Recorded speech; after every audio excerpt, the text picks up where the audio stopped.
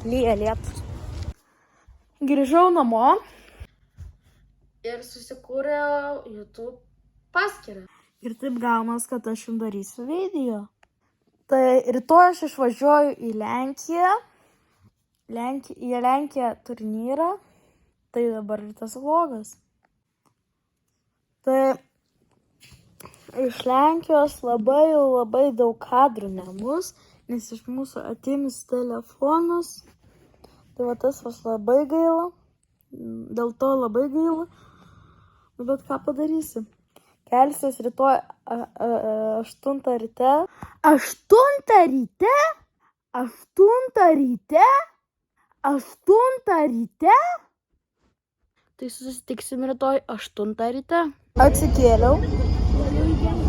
Jau važiuojam autobusu. Man kilo toks klausimas. Ar man veiks telefonas Lenkijoje? Ar aš negalėsiu niekam skambinti Lenkijoje? Kaip tu manai? Nežinau, gal tu galėsi, o gal ir ne. Žinau, kad veiks. Iki Lenkijos lieka apie 20 km.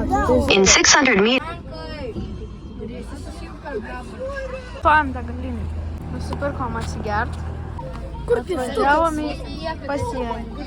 Lenkiški ženklai. Esu Lenkijoje. Tavo telefonas.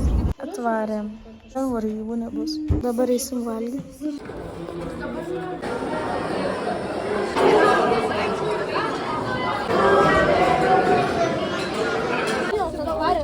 Gurelis. Grįžom iš Pardės. Eisime labanaktis.